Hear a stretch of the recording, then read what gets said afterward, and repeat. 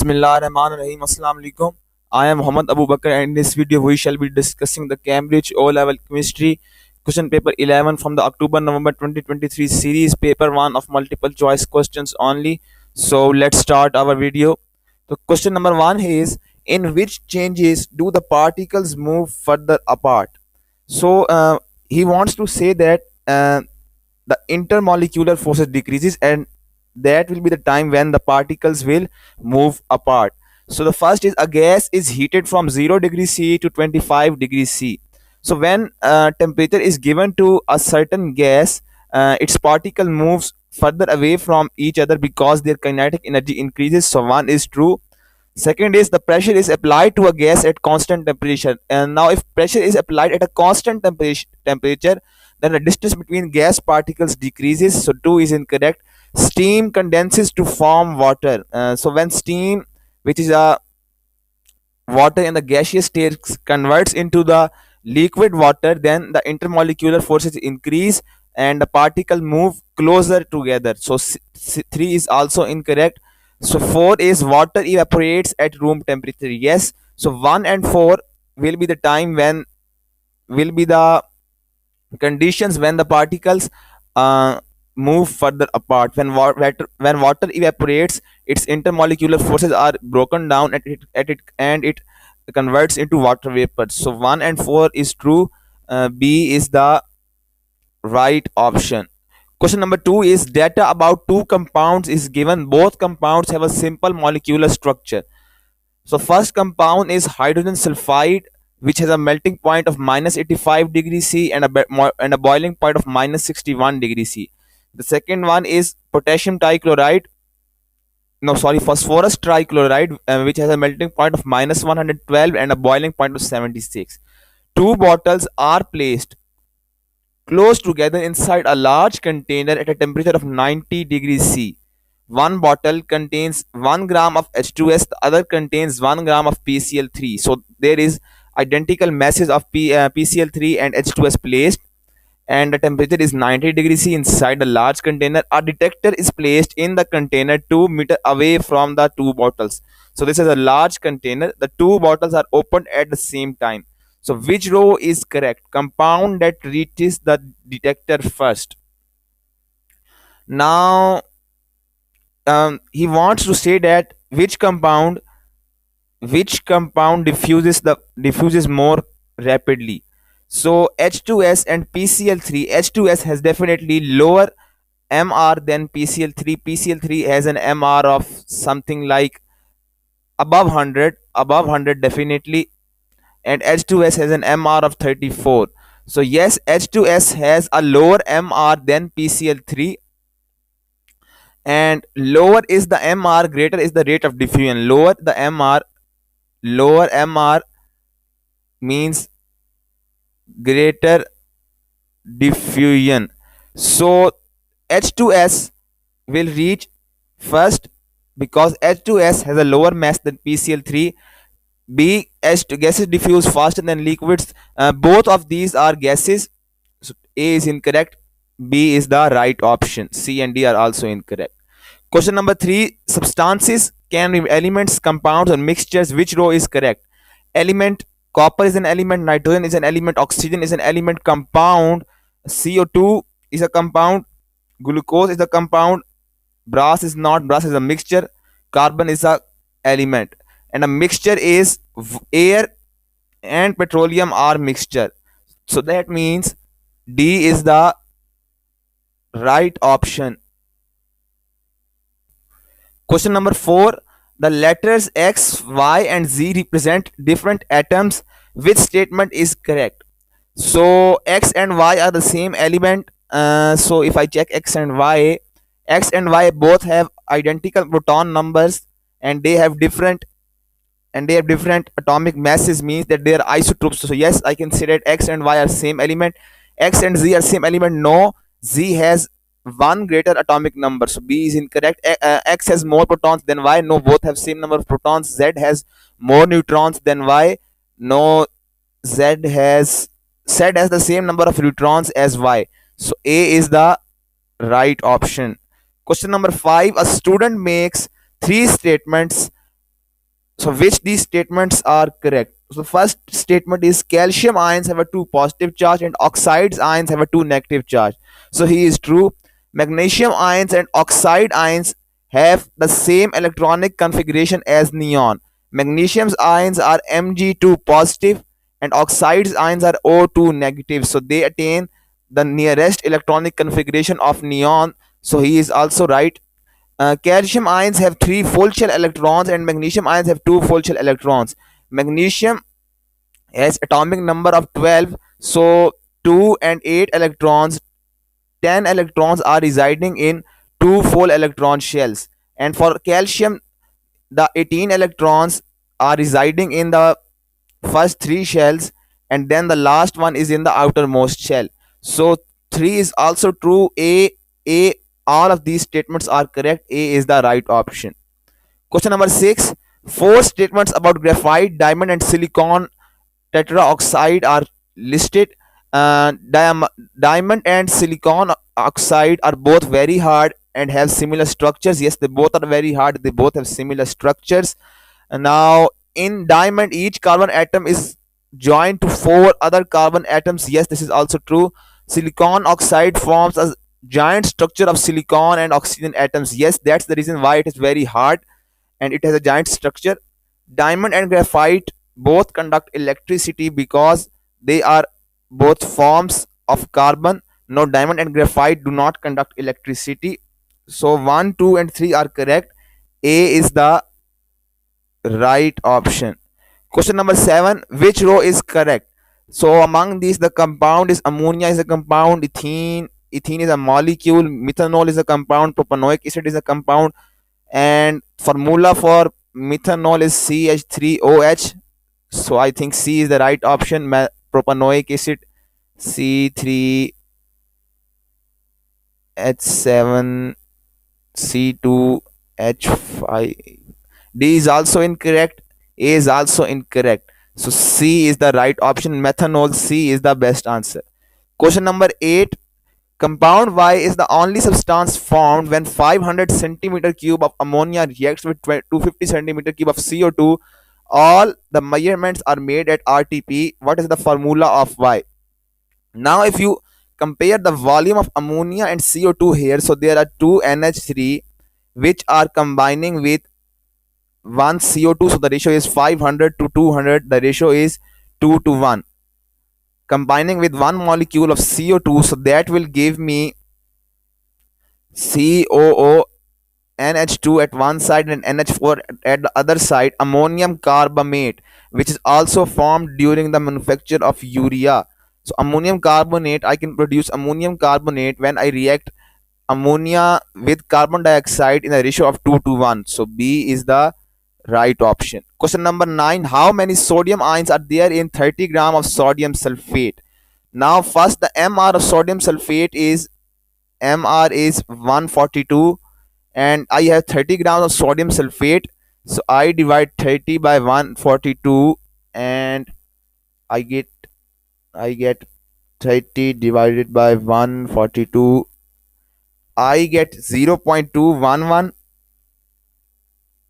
and I multiply this with the Na, which is the Avogadro number, multiply 6.02 into 10 raised to power 23. So I get 1.27 into 10 to power 23. So this is the number of molecules in 30 gram of sodium sulfate. Now one molecule of sodium sulfate contains 2 sodium ions. It contains 2 sodium ions. So I simply multiply 1.7 into 10 raised to power 23 with 2. So I will get 2.54 into 10 to power 23. So B would be the right option. Question number 10. Three compounds are listed: copper nitrate, zinc sulfate, sodium thiosulfate. Which row shows the element that is present in the greatest percentage by mass in each compound? So for the greatest percentage by mass in each compound, I do not have to work much here. I can see that there are 6 oxygens here. So the oxygen is 96, copper is I think 62 or 60. Copper is somewhere near 60 and nitrogen is 14. So in copper nitrate, oxygen is in the greatest amount. So A and B are incorrect. In zinc sulfate, you can clearly see zinc has a mass of 65, whereas four oxygens have a mass of 64. So zinc will have greater mass will have greater percentage by mass in zinc sulfate in comparison to oxygen. So zinc sulfate, zinc is present in second in the highest quantity, and in sodium thiosulfate I can see that 23 into 23 I have 46 mass of sodium, 32 into 32 mm, I have 46 mass of sodium. I have 64 that of sulfur and 48 of oxygen. So sulfur is present in the most amount in sodium thiosulfate. So oxygen, zinc and sulfur, D is the right option. Question number 11. The complete combustion of 20 centimeter cube of gaseous alkane X requires 130 centimeter cube of oxygen. Both volumes are measured at RTP. What could be the identity of X? Now I can infer here that this experiment is being done on the room temperature and pressure. So if I have 20 centimeter cube of gaseous alkane, I react it with 130 centimeter cube. So I get the ratio of 1 into 6.5, means that if I have 1 mole of this alkane and I combine it with 6.45 O2, then this alkane would completely be combusted.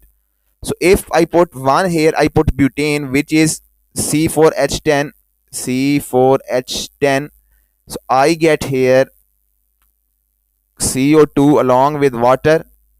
Now I balance the equation. I put 4 here and I put 5 here. So there are 5 and 8. I have 13 here, and similarly I have 6.5 into 2. I have 13. Yes, so 13 is equal to 13. Butane will definitely be completely combusted. I do not even have to look on the other options, because straight away A is the right answer. Butane will completely be combusted when 6.5 moles of oxygen gas would be present. So A is the right option. Question number 12. Aqueous copper sulfate is electrolyzed with copper electrodes. What is the equation for the reaction occurring at the anode? Remember this always, the oxidation occurs at the anode. Oxidation always occurs at the anode. So copper ions will lose electrons. So means that oxidation, copper ions will be oxidized. So A is the right option. Copper ions won't be reduced. Hydroxide ions are not oxidized. Similarly sulfate ions are not reduced as well. So A is the right option. Question number 13. Three statements about fuel cells are given. A hydrogen oxygen fuel cells requires a continuous input of fuel and oxygen. Yes, there is continuous input of hydrogen and oxygen. So one is true. In a hydrogen oxygen fuel cell, hydrogen is burned in oxygen to produce electricity. Now you see, in the fuel cell hydrogen is never burned. Hydrogen is never burned. So 2 is incorrect. When the hydrogen fuel cell is operating, water is the only chemical product. So yes, he is right. 1 and 3 are true. C is the right option. Question number 14. Under certain conditions, nitrogen reacts with oxygen to form N2O. The reaction pathway diagram is shown. So what is the activation energy of the reverse reaction? So this is the for so this is the change in energy. This is the change in energy, and this is the activation energy. Now I have to find the activation energy of the reverse reaction. So for activation energy of the reverse reaction, I subtract the change in energy from the activation energy. So 447 minus 164, I will get 283. So the activation energy of the reverse reaction is 283 kilojoules per moles positive. So energy is required. So D is the right option. Question number 15. Hydrogen and bromine react to form hydrogen bromide. So bond energy data is given in the table. So what is the enthalpy change H for this reaction? So I have H bonded to H, so there is 430 kilojoules per moles here, and bromine to bromine 193 here, and in HBr there is 366. So I multiply 366 into 2. So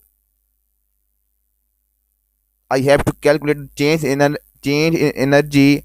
436 plus 193, 629, which is equal to 366 into 2, 732.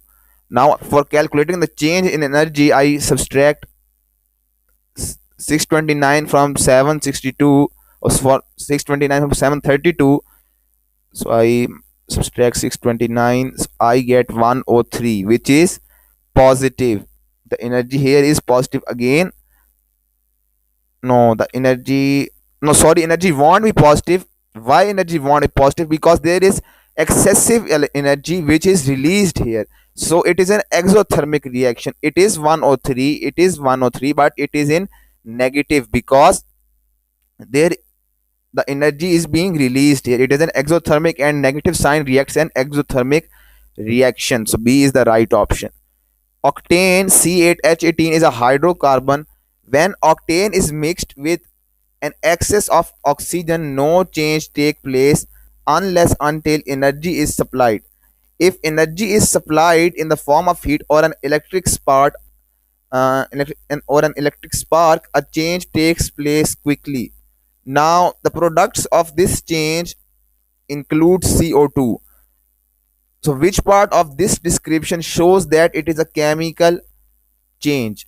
So, octane is a hydrocarbon. So, this statement cannot verify if this is a chemical change or not. No change takes place unless energy is supplied. I think this is partially correct. The change takes place quickly. Again, some physical changes also take place quickly, so C is definitely incorrect. Carbon dioxide is produced. So when carbon dioxide is produced, definitely means that some amount of octane is reacting with oxygen to give me CO2. So there is definitely a chemical change, because CO2 as a new product is formed. So I had to go with D. D is the right option. Question number 17. Now I'm not much convinced for the answer which is given in the mark scheme for this MCQ, but the mark scheme shows the answer is C, but I say the answer is B. Now, why do I say? I will tell you this. Now, a student plans to investigate how the rate of reaction changes when HCl and calcium carbonate react. So, okay, three methods are described. So, we will look on the methods later. Which methods could be used to measure how the rate of reaction changes? So, for the rate of reaction, I have CaCO3 in one HCl and a mass balance cotton wool. So record the mass of the flask and every. So yes, you might have done this experiment in the laboratory as well. This is used to. This can be used to measure how the rate of reaction changes at when the variables are changed. So if I check 2, so 2 is also quite similar to 1, because CO2 is produced, and then you in 1 you measure the change in balance, change in mass. In 2 you measure the change in volume. So I think 2 is also correct, because I can measure the amount of CO2 produced here. So, and I know the method of CaCO3 and HCl which I am reacting. So yes, I can say that I can measure the rate of reaction in 1 and 2 both. Now for C it is much controversial. Some of you might say it will work, some of you might say it won't work.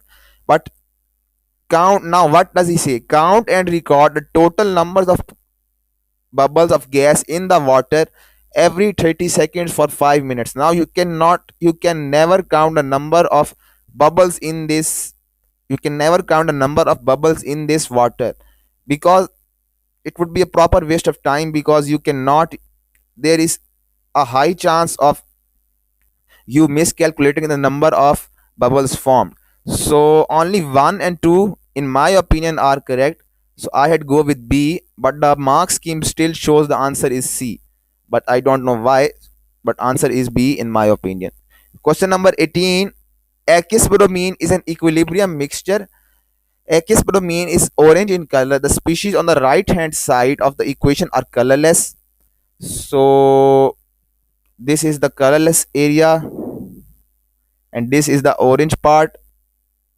Now changes are made to three separate portions of the equilibrium mixture, which rows show how the color of mixture changes when a small amount of each substance is added. Now adding sulfuric acid will increase the concentration of H positive ions. So this concentration increases, so the equilibrium will move to the reactant side. So there would be darker orange. The color would be darker orange. It will not become pale. Whereas for adding solid sodium bromide,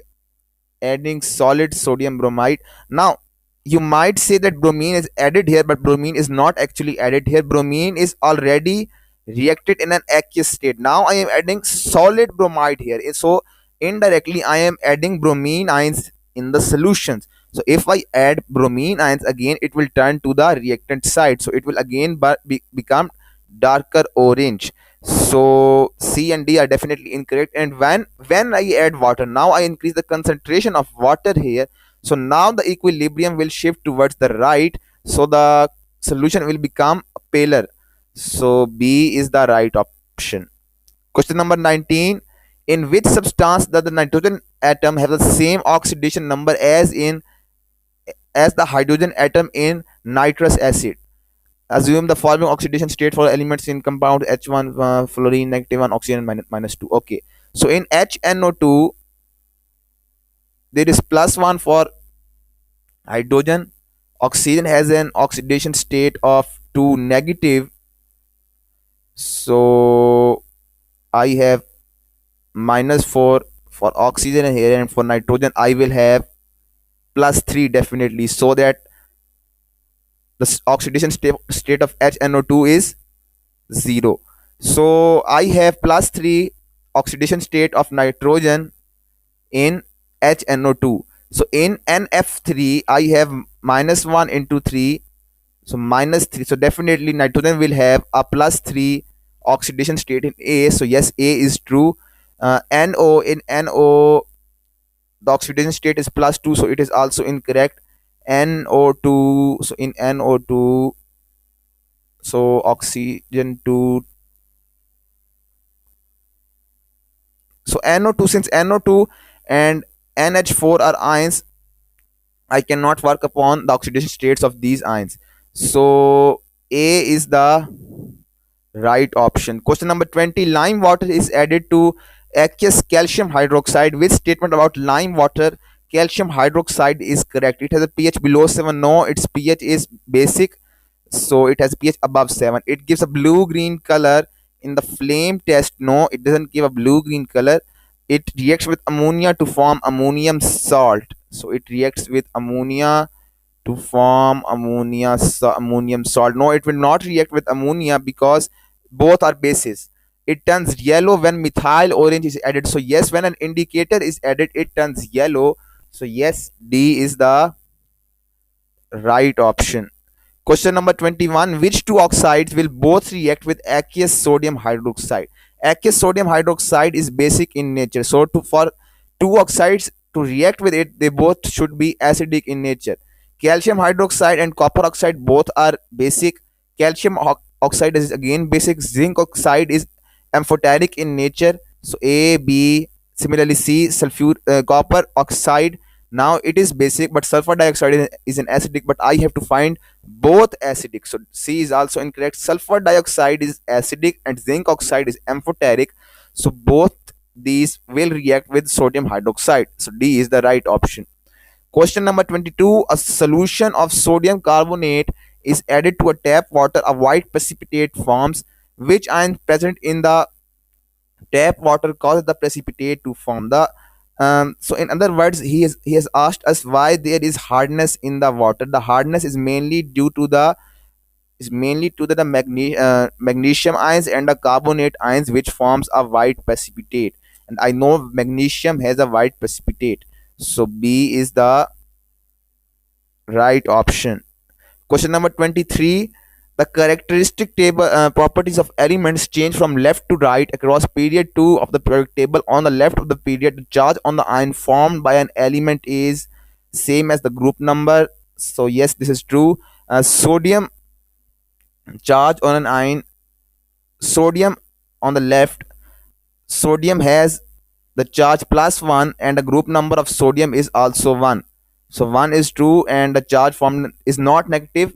On the left side are electropositive atoms. So only 1 is true. B is the right option. 1 is true for most of the compounds. Question number 24. Which statement about the group 7 halogens is correct?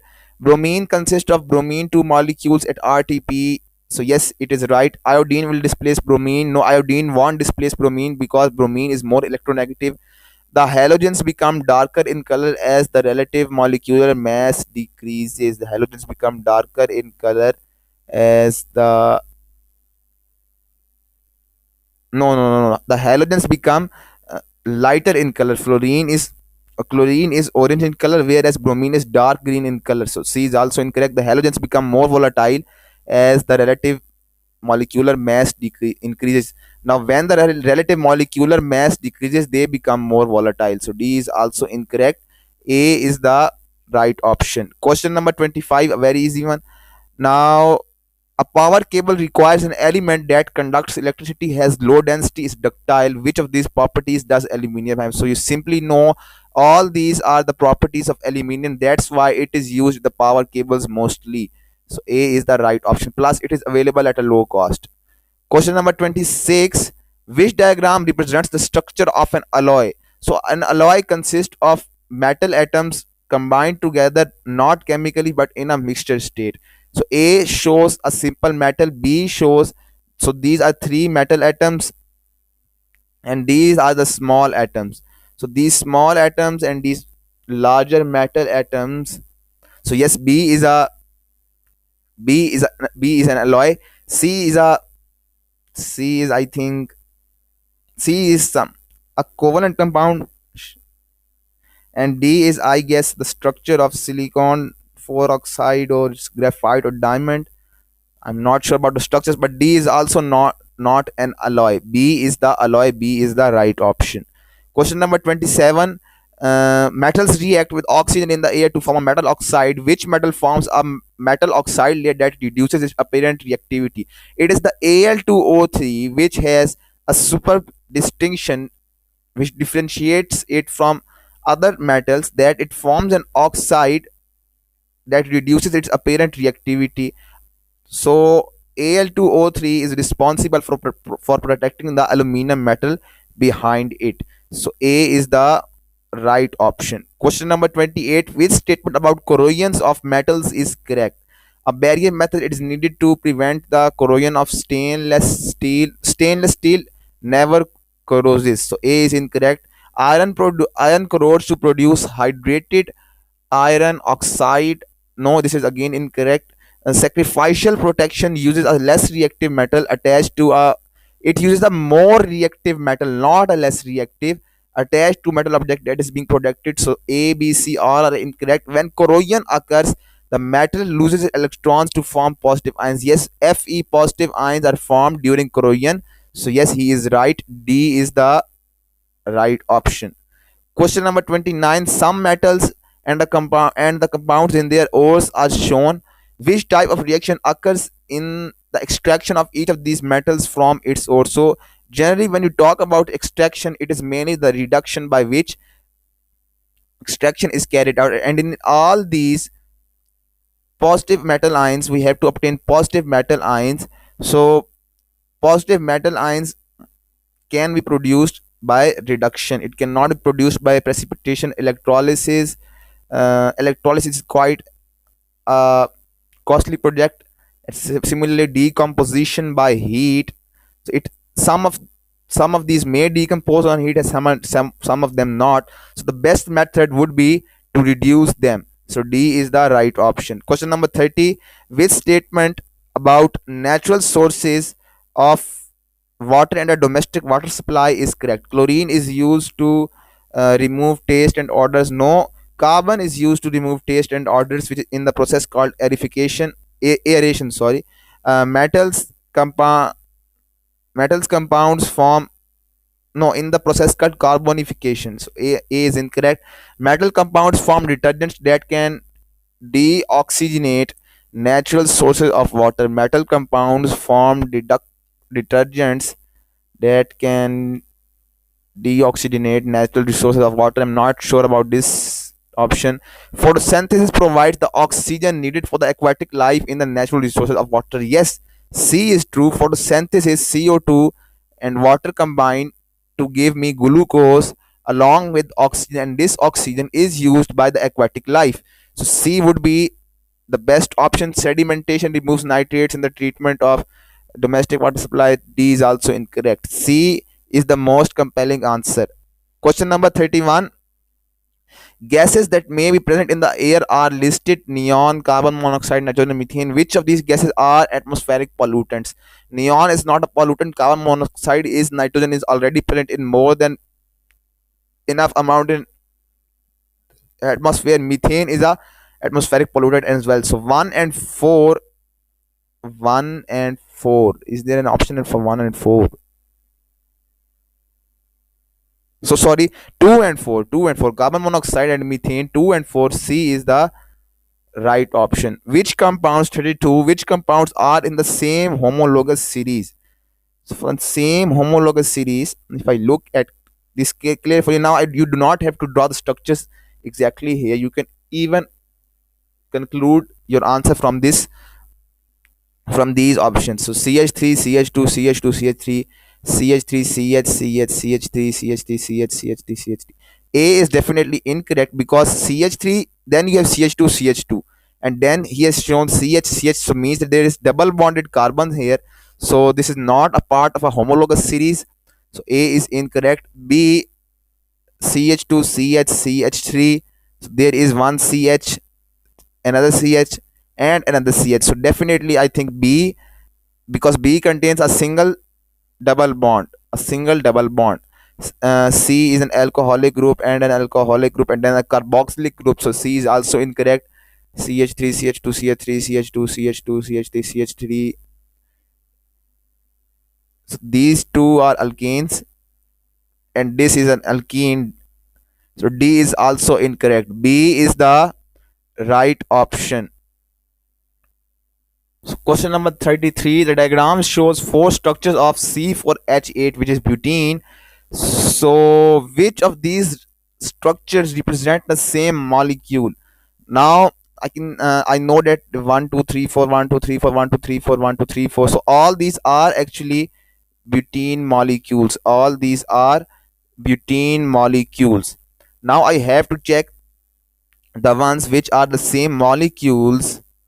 So in one I see there is a CH double bonded to CH, and I see this CH is double bonded to CH.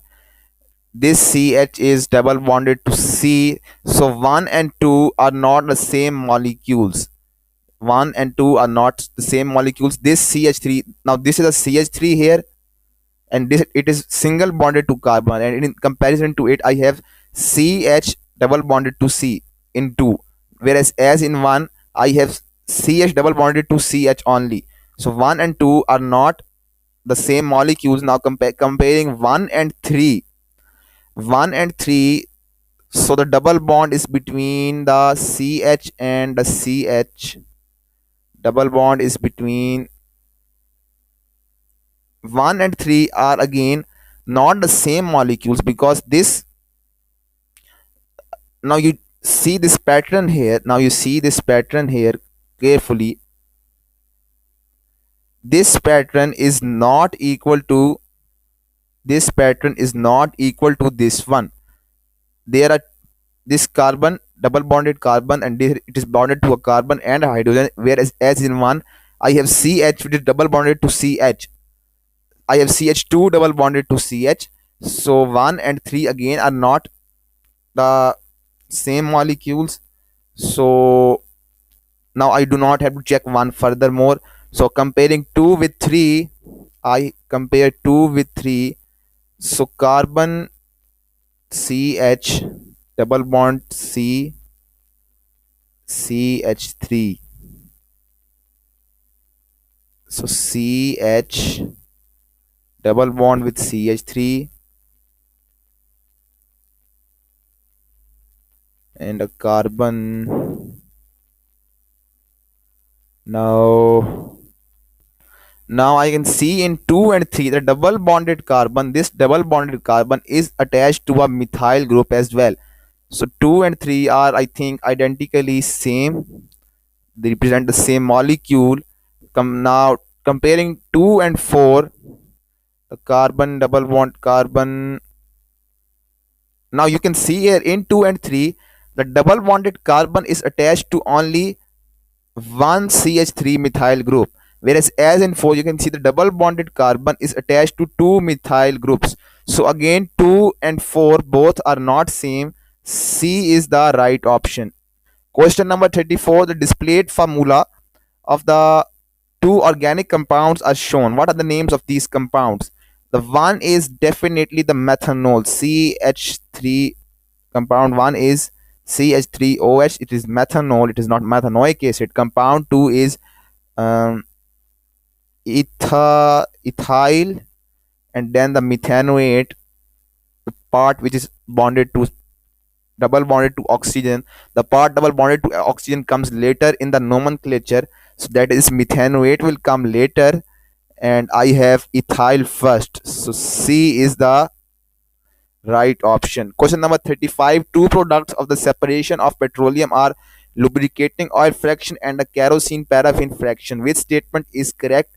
The lubricating oil fraction is more viscous than the kerosene fraction. Yes.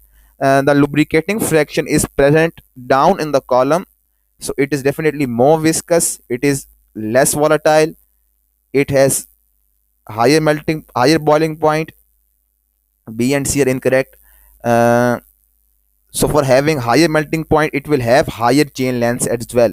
So A is the best answer. Question number 36. An incomplete equation for the reaction of propane with chlorine is shown. C3H8 plus Cl2 to CH3H7Cl plus X. A student writes three statements about this reaction. The activation energy for this reaction is provided by the UV light. So yes, he is true. He is true because the activation energy is actually provided by the UV light, and that's when the reaction will start. CH3Cl, CH3H7Cl has two different structural formula. So I draw here CH2, oh sorry, CH3, CH2, and CH2Cl.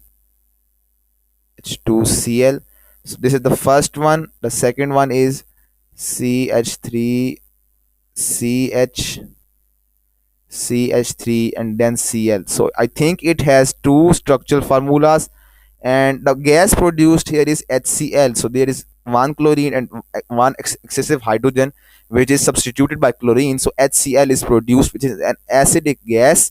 So 1, 2, and 3 all are correct. A is the right option. Question number 37. Glycerol is an alcohol with 3 OH groups per molecule. What is the equation for the combustion of glycerol? So this glycerol has 1, 2, 3, 4, 5, 6, 7, 8, 8 hydrogens, 1, 2, 3, 3 oxygens, and similarly 3 carbons. D is straight away incorrect because there are 5 carbons shown, 5 hydrogens shown in D. So D is definitely incorrect. Now I have to check the valencies. I'm checking A here first of all. So I have 3 carbons. 3 carbons. Okay, so carbon is satisfied. 8 hydrogens. 8 hydrogens. For oxygens there are 3 and 10 oxygens. 10 here and 6. No, sorry, there are 13 here. D is 10 and plus 3, so that is 13 here and 10 here. So A is definitely incorrect. Oxygen's number of molecules is not satisfied, number of atoms is not satisfied. For B I have 6 carbons, so yes, carbons is satisfied, and I have 16 hydrogens. So B is straight away also incorrect because in combustion always water is produced. So B is also incorrect, and definitely C is true. Why? Because I have 14 oxygens, so I have 14 and I have 6, I have 20 oxygens, so 12 plus 8, 12 plus 8, so oxygen is present in correct proportion. I have 6 carbons and I have 6 carbons, so carbon also is present in correct proportion, and I have 16, I have 16 hydrogens and I have 16 hydrogens. So C is the right option. Question number 8, compound X decolorizes acidified uh, aqueous potassium manganate. Compound X has a molecular empirical formula C2H5O. So some possible structures of X are shown. So before moving forward, I can tell you that it has a molecular formula of C2H5O. So C2H4 is ethene, and then I attach OH, so it becomes an ol. So definitely it should be an alcohol. So among these, first of all, I will remove on the basis of alcohols and others. One is alcohol, two is alcohol, three is a diol, and four is a carboxylic acid. So four is definitely incorrect. Now I have work on the empirical formula. So two, I have one, two, three, four, five, six. So one is two because it contains six hydrogens. I want five here. I check two. I have four carbons. So C4, 4 and 4, H10 and O2. So yes, it is present in the ratio of C to H5O. So either two can be true. I check three. I have four carbons. C4. I have 4, 4. I have 10 hydrogens and I have two oxygens. So C2H5O. So 3 is also true. So A1 is incorrect, 4 is incorrect, so B is also incorrect. So I am only left with D. I do not have to check on the basis of oxidation and oxidizing power and reducing power. I can simply classify between the options here. So C is the right option. Question number 39, which statement is correct? A filtrate is left on the filter paper during filtration. No, the residue is left on the filter paper. A saturated solution contains only substances with single bonds. Now some of you might uh, confuse saturated with the single bonds, but it is not saturated, which contains the maximum number of solute which can be accommodated in the solvent. A solute is a substance that dissolves a solvent. No, a solvent is a substance that dissolves the solute. So C is also incorrect. A solution can never be pure. A solution can never be pure. So he is pretty much true here. So D is the right option. A solution can never be pure. This is a fact. Now, question number 40. A student does two experiments. In experiment 1, ammonium carbonate is added to dilute HCl. In experiment 2, ammonium carbonate is heated with aqueous sodium hydroxide. In each experiment, the gas evolved is tested with damp blue litmus paper and damp lead and damp red litmus paper. So which row correctly shows the color of both pieces of litmus paper at the end of each experiment? Now, when I add ammonium carbonate to this HCl, so an acidic gas will evolve definitely. And similarly, when it is added to a basic solution, then a basic gas would come out. So you do not have to work on the equations. Simply you should know acidic or basic gases should be produced.